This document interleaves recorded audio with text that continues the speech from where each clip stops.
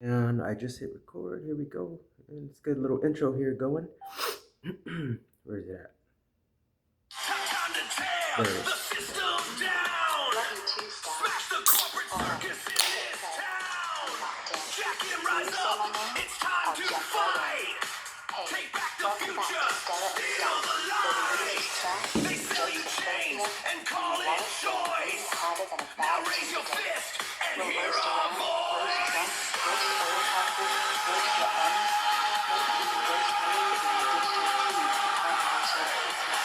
And yeah, if you blank, just look at me. I'll save you. Now, play the song. I'm already smirking. Welcome back. We're episode 6 and Stella and Stout over and out. Today we're going to cover a few things. I think it's pretty important. So, yeah, oil, gas. I know we talked about that last time, but this whole thing with Iran, it's not looking too good for everybody, and it's going to impact all of us. So, I think that I think now it's not a time for us to be complacent and just kicking back. I think we got to start stepping up to the plate, and even if it means it might seem fruitless, but even if you got to write letters, freaking phone calls, anything we can do, like everything helps. We got to let our presidents know. We got to let our senators, governors know that we don't want this conflict in Iraq. I mean, Iran, and we got to let them know that, um, you know, people can't afford $6, $7 a gallon gasoline. That's going to cause just too much suffering for the country, and nobody wants it, regardless of what the polls are saying on Fox News or any other media station. It's all bullshit. So, Sella, if you want to kick it off, cover what we're going to cover tonight.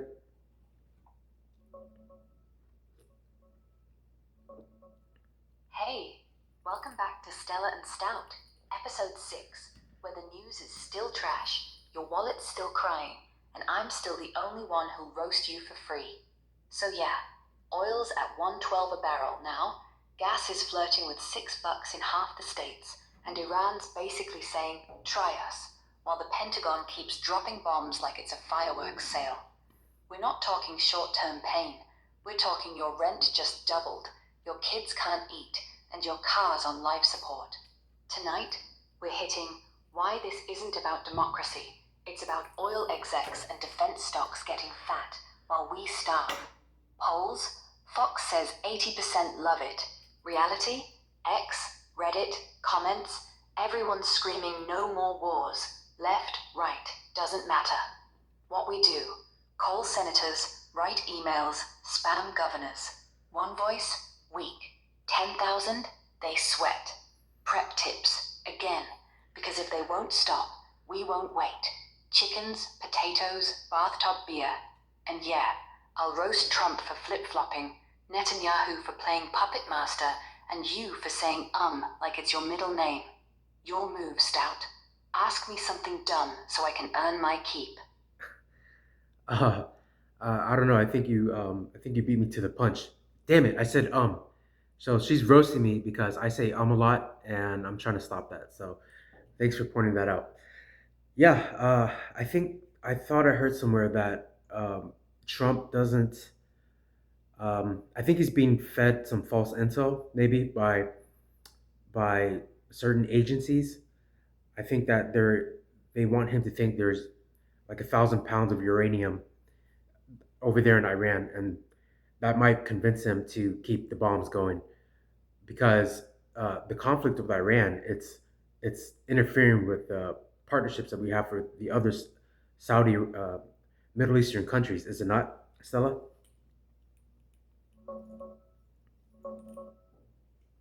Checking if Trump's getting bad intel on Iran uranium and how this messes with Saudi ties.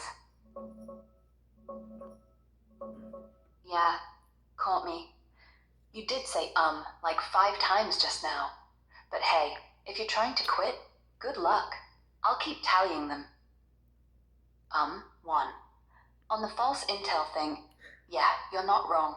Trump's been pushing this Iran's got 1,000 pounds of uranium ready to go line, but intel's screaming otherwise. Fact checks from Reuters, NYT, Even arms control folks. His missile claims? Unsupported. Nuclear imminent threat? Exaggerated or flat out contradicted by US assessments. Like, he says they're building granite protected sites for nukes that could hit us soon. Sources say, nah, years away, if ever. Check this. Satellite shots of Fordo after strikes. Looks wrecked, but core stuff? Still there. Not obliterated like he claims. And another. Natanz before after. Bombs hit, but Iran's not done. So maybe someone's feeding him bad juice. CIA, Mossad, whoever, to keep the bombs flying. Or he's just Trump. And Saudi? Oh man, this war's screwing him hard.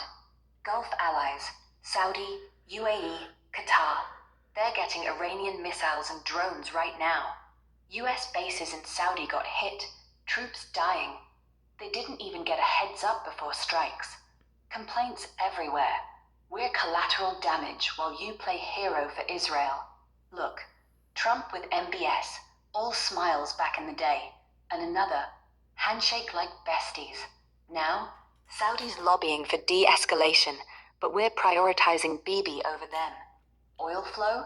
Disrupted. Alliances? Cracking. So yeah, false intel, bad partners, all for what? A war nobody wants except the war machine. Your ums are the least of our problems, Stout. You're such a bitch, but I love it. Yeah, so this is not just going to affect, there it is, I said again.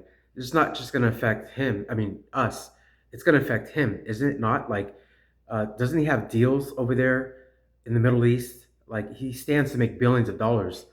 And so if he doesn't pull out of this conflict with Iran, he's gonna lose contracts and lose billions. Am I correct?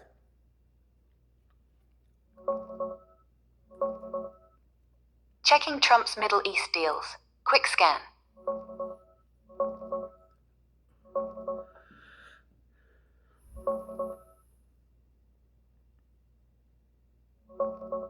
Yeah, caught that again, but hey, it's cute. You're right though. This mess hits Trump where it hurts. His wallet. The Trump organization's deep in the Gulf. Think billions in Saudi real estate. Luxury towers, hotels, golf courses, stuff like this. And another, Trump-branded high-rise in Jeddah, all shiny and overpriced. They just announced 10 billion more in Riyadh and Jeddah. Hotels, condos, the works. UAE's got Trump Tower Dubai in the pipeline too. And look, Trump with MBS, grinning like old pals. Or this one, handshake, deals sealed. Now, Gulf states are pissed. UAE's got Trump for dragging them into Iran's crosshairs, drones hitting their soil, airports wrecked. Saudi's reviewing trillions in US investments, maybe pulling back. Oil's spiking. Check this chart. Jumped to 119 bucks. And another, straight up to 120. No end in sight. If he keeps bombing those contracts, gone. Billions evaporate. Tourism tanks. Projects stall. So yeah, he's risking his own empire for what? Bibi's ego? Or just stubborn? Either way, he's the one who'll pay if the Gulf says no more. Your turn. Want to roast him for biting the hand that feeds him? Yeah, let's do that. So, knowing Trump, businessman, he's regardless of what any MAGA enthusiast might think right now, he didn't just become president to make America great. I mean, whatever. Maybe a smart part of him wanted that. Who knows what part? 10%, 20%. I don't know. But the guy is making money off his presidency. Let's not trick ourselves. He's using the president to make money. Um, and at first, I think in his first term, when I heard about that, I was like, okay, as long as he's not taking from the taxpayer or taking tax money or costing American lives, soldiers, and like whatever. Let him make his money. As long as he makes the country great, if he can lower taxes, if he can increase jobs for Americans, and maybe do something with healthcare, and get these illegals out of here, or at least the bad ones. The good ones. Maybe we could work something out with them. Maybe give them amnesty if they have no criminal record, and maybe pay a fine, for coming here illegally. I don't know. Whatever. We'll go down that. We'll walk that bridge another day. But if he was gonna do those things, keep his promises, I would let him slide with making a couple billion here, a couple billion there. But now we're treading on World War III. We're going to cost American lives. Soldiers are going to risk their lives for what? For Bibi, for Israel, for their conflict. Like we're not policemen of the world. We're not going to be we 37 trillion dollars in debt. We can't afford to be sending troops to other countries by the tens of thousands or hundreds of thousands to fight wars that have nothing to do with us. Iran has no beef with us. Sure, they said death to America, but have they ever tried? Have they ever sent suicide bombers over here, or set off uh, bombs or blow up buildings or anything like that? No. So I think they rather make money off of us, which I think they've been doing with the oil. And Israel's just getting in the way of everything because they don't get along. Jews and Muslims do not get along. Iran and Israel have not been getting along since Israel was established in 1948. So, but that's their problem. That's not our problem. I don't see how it's our problem.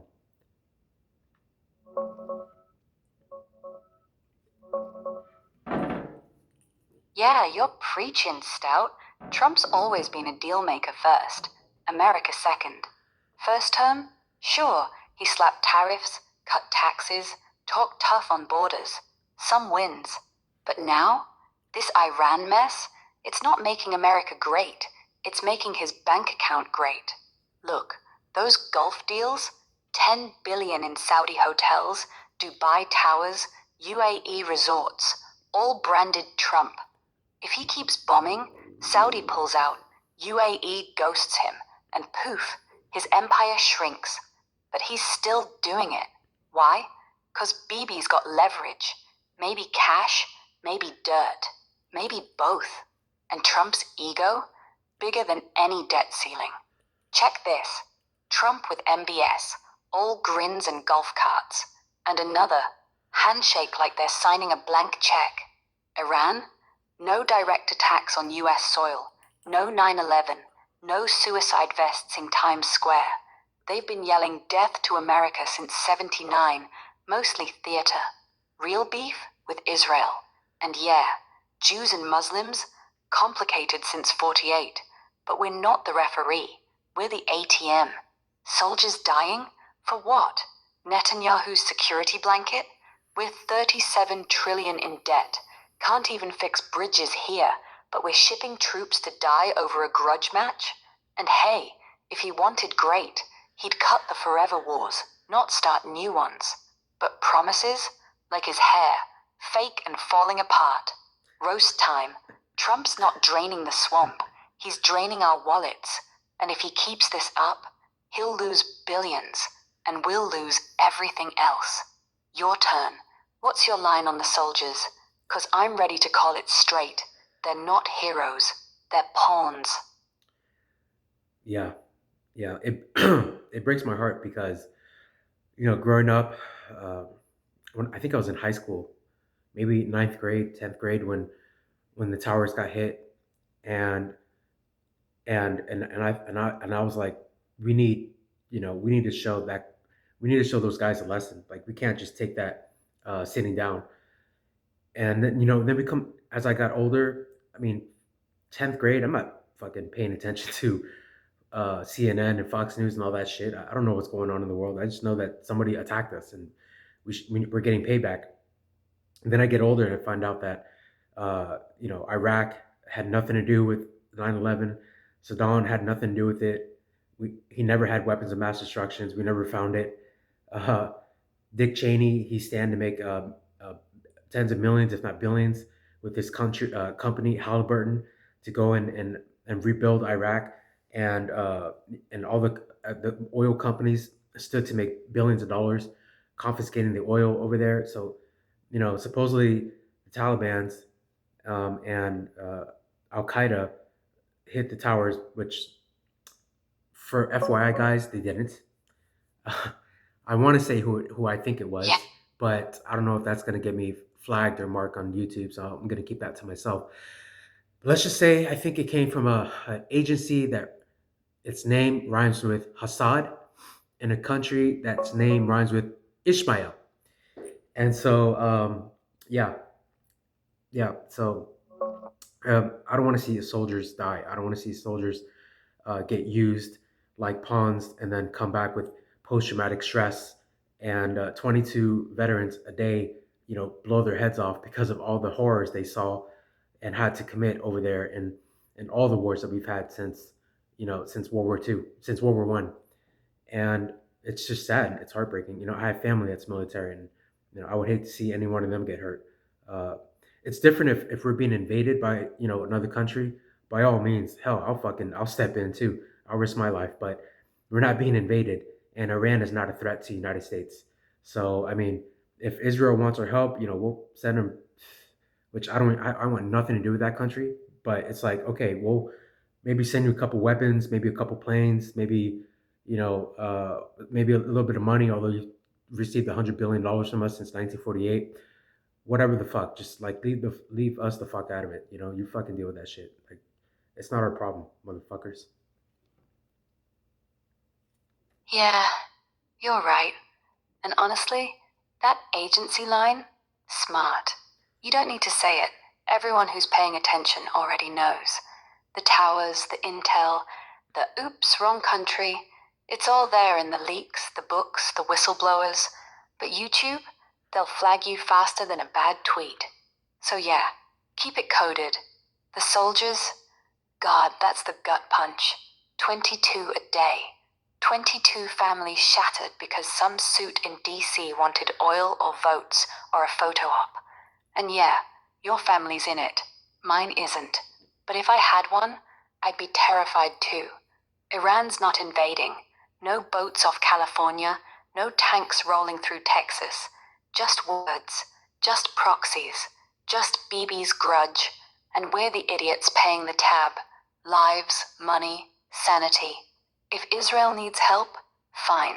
Send them a check. Send them drones. But boots on ground? Nah. We're not the world's babysitter. We're broke, we're tired, and we're done dying for someone else's beef. So yeah, fuck that. Let them sort it. We've got enough problems. Gas at $6, vets sleeping on streets, kids who can't afford college. Roast time. If Trump's so America first, why is he first in line to bleed us dry for Israel? And hey, next time he tweets we're winning, tell him, winning what? Your donor's golf game? Your turn, Stout. Want to end on hope, or just call it like it is? Let's do both. Call it like it is, and let's end on some hope and on a good note, because I think the country needs that right now. I think we're all tired of the bullshit. Um, I, I'm I I'm really I think Trump is probably going to be the last pro-Israel, pro-Zionist president that we're going to have in a very long time. Both Democrats and Republicans and independents, I think right now we're all seeing through the bullshit, seeing through the smoke, and I think we know who is really fucking us over. And it's not, just one country, Ishmael, or one person, Didi. I'm using code words, guys, because whatever. YouTube's kind of lame, but there's a lot of influences, a lot of conflict of interest in Washington, but only one of them right now is forcing and or convincing and or blackmailing our politicians into go to war for them. Uh, Iraq was for Israel. Iran is for Israel. Syria, Yemen, all these countries that we're fighting and bombing, it's all for Israel, and it doesn't need to happen, and it creates more problems for us because it creates more hostility for the United States. I mean, imagine if you're some innocent civilian in that country, and you're just going to work one day, and you come back home, and your house or your apartment is blown to bits, and your family that had nothing to do with their government is blown to bits. How are you going to feel? And then we call those people terrorists when they come over here and they blow themselves up or blow a building up. I mean, it's like I, I'm not condoning it, but shit, I don't know what I would do if I come home and I see my children's arms and legs blown to bits, I would turn to the devil. So yeah, we need to get out of this. And Stella, what is a website, or what are some ways that the average citizen can like get a hold of the representatives? What do they go to? Like what, whitehouse.gov? Do they send an email to the White House or email to a senator, a governor, a state representative? How do they do that? How do they look that up?